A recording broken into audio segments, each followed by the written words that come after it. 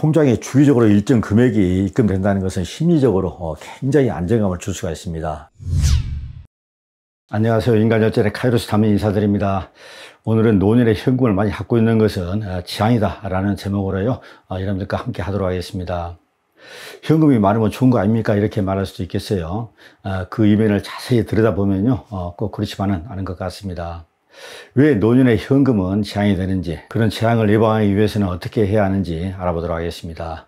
영상 끝까지 시청하면요, 퇴직 후의 노후 생활에 많은 도움이 될 것입니다. 자, 그럼 본격적인 이야기 시작하도록 하겠습니다. 퇴직 후 노년에 가장 우선순위를 둬야 할 것은 아마도 건강과 경제적 자유가 아닐까 생각합니다. 늘 건강하게 생활하면서요, 불편함이 없을 정도의 현금을 보유하고 있다면 마음이 든든하겠죠.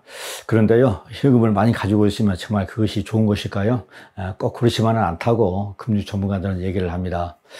노년에 목돈을 많이 가지고 있으면 여러 가지 문제가 생길 수 있다는 것입니다. 범죄의 표적이 될 수도 있고, 또 주변에서 가만히 놔두질 않습니다. 지인이나 모르는 사람들로부터요, 투자를 권유받기도 합니다. 한마디로 사기꾼의 표적이 되기 쉽다는 것이죠. 제가 현직에 있을 때 접한 사연을 잠시 소개하겠습니다. 70대 어르신은 재산이 좀 있는 분이었는데요. 아내가 먼저 세상을 떠나고 홀로 사시는데, 어느 날 그 어르신한테요, 어떤 한 여성이 다가옵니다. 그런데 그 여성을 만나면서 그 어르신의 인생이 꼬이기 시작하고 또 마음에 상처를 입습니다. 우리가 흔히 사랑이 누지 멀다 라는 표현을 많이 쓰잖아요. 아마도 그 어르신도 그랬던 것 같아요. 그렇게 애교를 떨던 그 여인은요, 어느 날 갑자기 돈을 챙기고 흔적도 없이 사라지고 맙니다. 얼마나 황당했겠어요. 돈을 보고 의도적으로 이렇게 접근하지 않았는가 하는 생각이 들어요. 또 언젠가는 옆동에 사는 그 지인께서 흥분된 목소리로요, 전화가 왔어요. 무슨 일이냐고 물었더니, 그러니까 유괴범이 아들을 납치해가지고 몸값으로 이렇게 3천만 원을 요구한다는 겁니다. 그래서 그게 어떻게 했냐고 물어봤더니 돈을 이미 1,000만 원을 지불했다는 거예요. 야, 이거 참 큰일 났습니다. 그 얘기를 듣는 순간이요, 100% 보이스피싱이라고 생각을 했었는데, 아마도 그분은 그 상황을 사실로 받아들였던 것 같아요. 지금도 가끔 만나면 그때 얘기를 하면서 좀 웃습니다. 정말 그런 일은 없어야 되겠죠. 또 목돈이 있으면 다시 또 가만히 있지 않습니다. 자식의 사업이 어렵거나 여러 가지 이유를 들어서요, 부모에게 손을 내밉니다.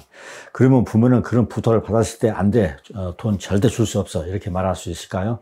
아마도 절대 그렇지 않을 겁니다.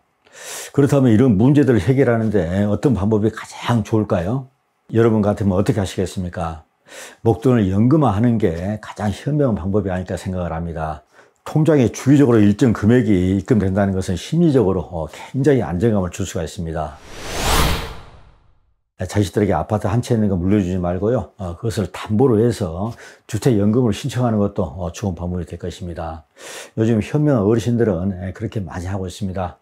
그래서 보시는 바와 같이 우리나라는 다른 주요 선진국들에 비해서요, 금융자산은 턱없이 부족하고 부동산 같은 비금융 자산 비율은 월등히 높습니다. 그래서 부동산을 담보로 연금을 신청하는 것이요, 꽤 설득력이 있어 보입니다. 노년에 자식들에게 손벌리지 않고 내가 먼저 내 인생을 살아가야 합니다. 가계 자산 중 연금 비율을 한번 볼까요? 영국이 28.6%로 가장 높습니다. 우리나라는 10.8%로요, 비교가 안 되죠. 우리나라 연금 비율이 이게 낮다는 것은요, 그만큼 노년에 풍족한 생활이 어렵다는 의미로도 해석할 수가 있겠어요. 노년에 안정적으로 생활하기 위해서는요, 무엇보다 통장에 정기적으로 돈이 찍혀야 합니다. 이 일을 하든 연금을 받든 간에요, 통장에 정기적으로 찍히는 돈은요, 퇴직 후 노년의 행복에 큰 영향을 미칩니다. 공무원 연금 수급자 통계를 보면요, 연금 선택이 1982년에 32.6%였던 것이요, 2022년에는 92.5%로 늘어났습니다. 10명 중에 9명 이상이 연금을 선택하고 있다는 것이죠. 1982년 당시에 평균 수명은 69.8세였는데요. 일시금 선택이 더 많았던 게 이해가 갑니다. 이제는 100세 시대입니다. 그래서 그런지 연금을 더 선호하는 것 같습니다. 오래 사니까 그게 더 훨씬 더 유리하잖아요. 요즘에는 퇴직금뿐만이 아니라요, 퇴직 수당이나 각종 공제금도 일시금으로 이렇게 받지 않고 연금으로 받는다고 합니다. 아주 바람직한 현상이라고 생각합니다. 공무원 연금을 받지 않고 일시금으로 받았던 퇴직자는 그 돈을 잘 굴려서 잘 살고 있을까요? 일시금으로 받은 퇴직금 3억 원 정도를 은행에 넣어서 그 이자를 받는 것과 그 돈을 연금화해서 연금으로 받는 것은 시간이 흐를수록 비교가 되지 않을 정도로 차이가 많이 날 것입니다. 현금은 휘발성이 아주 강합니다. 꽃감 빼먹듯이 야금야금 쓰다 보면요, 어느새 흔적도 없이 사라지는 게 현금입니다. 3억 원 정도면 쓰기 나름이겠지만 아마도 5년 안에 바닥이 보이기 시작할 겁니다. 그래서 퇴직 후에는 현금을 가지고 있지 말고 연금으로 돌려야 하는 이유가 바로 여기에 있습니다. 지금도 방송이나 유튜브에 공무원이 퇴직할 때 연금을 받지 않고 일시금으로 받은 퇴직자의 사연이 가끔 올라오는데요. 그분들의 공통점은 일시금으로 받은 것을 후회하고 있다는 것입니다. 각자 그럴 만한 사연이 다 있었겠지만 나의 평온한 노후 생활만큼 더 중요한 것이 또 있었을까요? 연금이 현금보다 더 좋은 이유 몇 가지를 설명하자면 이렇습니다. 첫 번째는요, 연금은 정기적인 지급을 통해서요, 심리적인 안정감을 준다는 것입니다. 이것은 연금의 가장 중요한 포인트가 아닌가 싶어요. 두 번째는요, 연금은 안정적인 소득을 제공한다는 것입니다.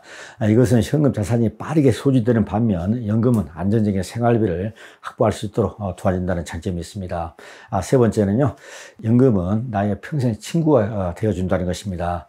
공무원 연금이든 국민연금이든 연금은 평생 지급이 되잖아요.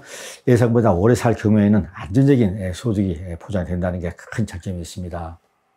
오늘은 노년의 목돈은 재앙이다 라는 제목으로 여러분과 얘기를 나눠봤는데요. 어떻게 들으셨습니까? 여러분들은 잘 하시고 계신가요? 결론을 정리하고 마무리하겠습니다. 이 영상의 핵심은요, 너무나도 많은 목돈은 자칫 재앙이 될 수 있으니까 그 돈을 연금화해서 노후를 평온하게 보내자는 것입니다. 여러분들의 행복을 위해서라도요, 꼭 실천하시기 바라겠습니다. 모든 현금을 다 연금으로 돌리자는 그런 극단적인 얘기를 하는 것이 아닙니다. 인생 말년에 쓸 수 있는 의료비랄지 죽을 때 장례비 정도는 남겨둬야 하지 않을까요? 그리고 살면서 갑자기 필요한 비상금도 꼭 준비를 해둬야 합니다. 그럼에도 불구하고요, 너무 많은 돈은 오히려 독이 될 수도 있다는 것을 얘기하는 것입니다. 그 돈을 연금화하면 좋은 점이 많습니다. 자칫 판단이 흐려져 돈을 다른 것으로 벌어지는 것을 예방할 수 있고요, 생활이 안정되고 노후가 평온해집니다. 그렇잖아요? 뭐 좋은 점이 한두 가지가 아닙니다. 안정적으로 생을 마감할 때까지 쓸 수가 있잖아요.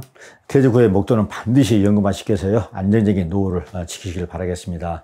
자, 오늘 방송 여기서 마칩니다. 방송 좋으셨다면요, 자, 구독과 좋아요 꾹 한번 눌러주십시오. 네, 감사합니다.